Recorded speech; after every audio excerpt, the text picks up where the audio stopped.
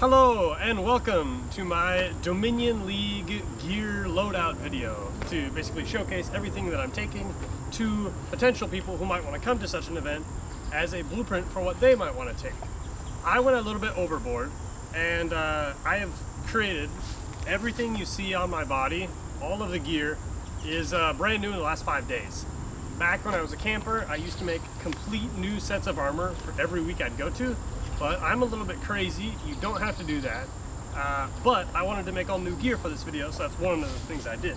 I have a full set. I have a helmet, which I chose not to put on because it is actually from last year's, because it's a very nice GoPro mount.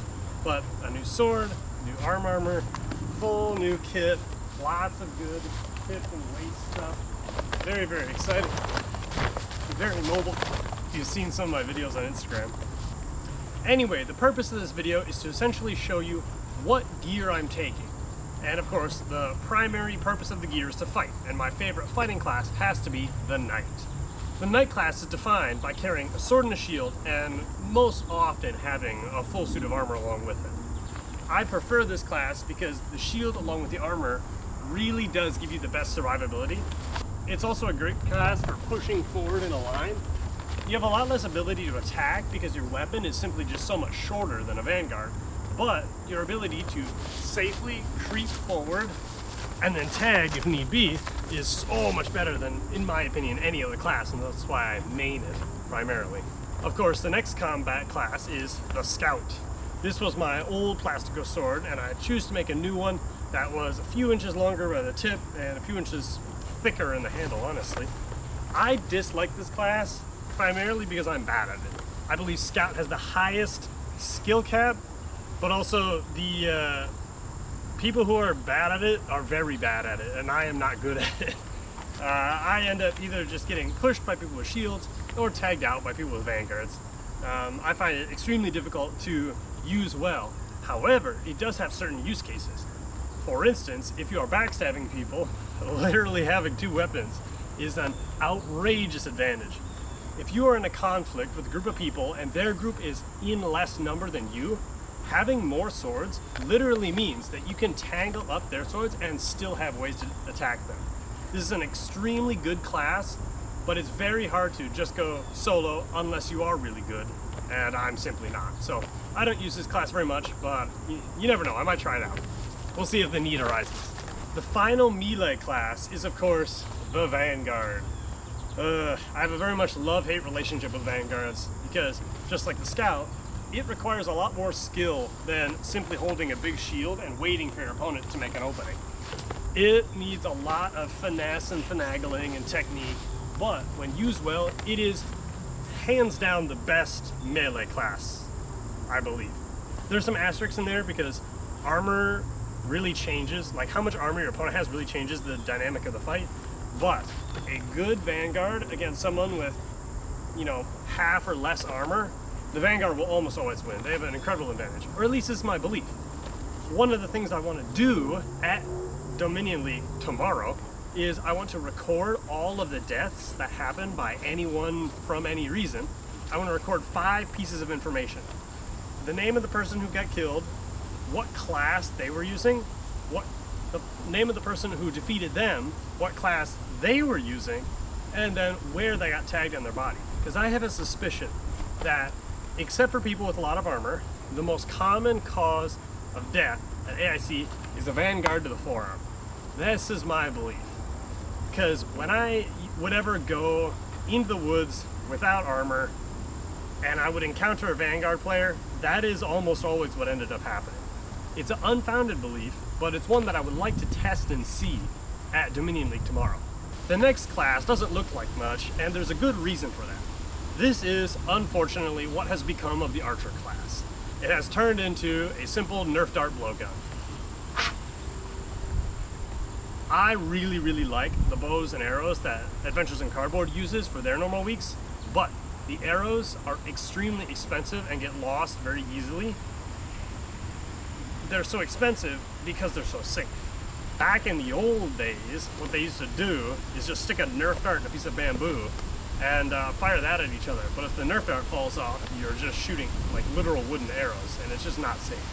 I sort of tinkered with trying to make a simple bow for Dominionleague, but I honestly think Nerf darts are simply so much safer without more expensive foam-tipped arrows. Of course, the archers have no limits on how much armor they could wear, so this is actually, you know, a valid archer get-up, though it does require two hands to use a dart launching device, either a bow or an arrow, or a bow or a dart gun. So, you know, you could go around in full armor, you know, two-handing a blowgun, which is not a melee weapon. You can't tag anyone out with this. You're going to be kind of, you know, in a bit of trouble if someone tries to rush you and you can't reload fast enough. But, you know, it's the good and the bad of the archer kit. If you stand behind someone else as a shield and you can pick off, like, you know, even just one or two people, you can dramatically change the outcome of a battle just through two simple darts. Now, the last kit is going to require some changes to be made, so let's make those really quick. The fifth and final kit at this Dominionleague event is, of course, the Mage class. The Mage can use these mana balls, which are literally just tennis balls with some extra tassels tied on them, but they have to carry in their offhand, so you obviously need one hand to throw, but in their offhand, they must have some totem of power. My totem for this is just some scroll. I used to have a scroll like filled with a whole bunch of, like, basically just a kill list, but I lost it somewhere, and so now I just have this random blank scroll.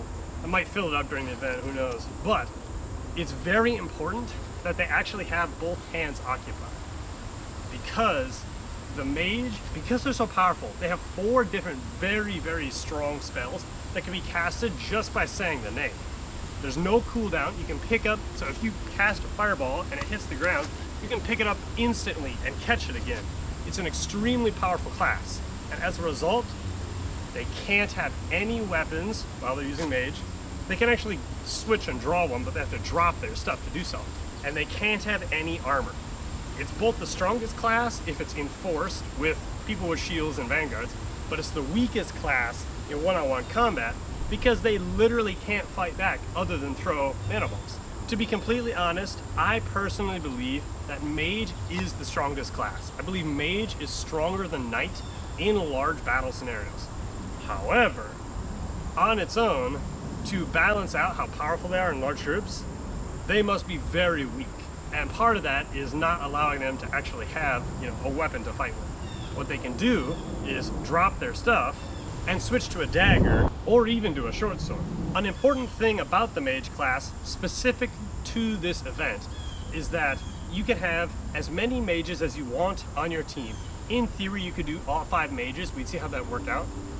But there's a limited amount of mana balls per team simply because I do not own that many tennis balls. I only have 6 tennis balls to turn into mana balls, and so each team gets 3. So that means one mage could have all 3 mana balls and chain fireballs and pick them up and just throw them over and over and over again. And if the enemy doesn't have like a shield to block it, or they aren't good at batting them away with their swords, you could totally rack up a ton of like long-range kills with mana balls. It would be incredible. However, you could also have something like 3 mages, each with 1, and they all cast Gust, which is an area of effect spell, then go run and pick up their mana ball and cast it again, and then go run and pick it up and cast it again. All of those different sorts of things are absolutely possible and are absolutely allowed by the rules. I just want to see if anyone's going to try them, and then if they'd work. I think it might, but at the same time, you know, 3 mages, each that can only cast a single fireball, might not turn out so well. We'll just have to see. I have extremely high hopes for this event. I think it's going to be really cool, and I'm going to bring as much stuff as I can and do as much as I can to try to make it successful. But really, it does all come down to the players. What the players have made, what they bring, what strategies they choose to use, and how they choose to play the game. It really does come down to the players. While we already have a full roster of people coming to the event tomorrow, I know there will be many, many more who are going to watch all of the videos that come out from this event all on YouTube. If you are one of these people that didn't get to go, either, you know, because of my scheduling, that's my bad, or didn't want to go simply because you had no idea what was going on and it didn't make a whole lot of sense, and it's the first time we've ever done anything like this, please watch these videos. watch them, see how they turn out. It's gonna take a while for me to edit everything and put it on YouTube, but see them, watch them, learn from them, and then if you have a good idea or a good strategy, either tell me, or if we do another one, sign up and try it. The point of Dominion League is that it's a small scale event where we can try really, really cool things. And so if you have a really, really cool idea, we would love for this to be the place where you could try it out. Certain things just aren't possible on a larger scale at a normal Adventures in Cardboard week. And so at this smaller micro scale, we can try more bizarre things because we can get everyone on the same page quicker. Ultimately, this whole event is just one big experiment. We're trying to see what's fun, and we're trying to see if something like this is even viable. It very well may not be, but we're trying to test that out.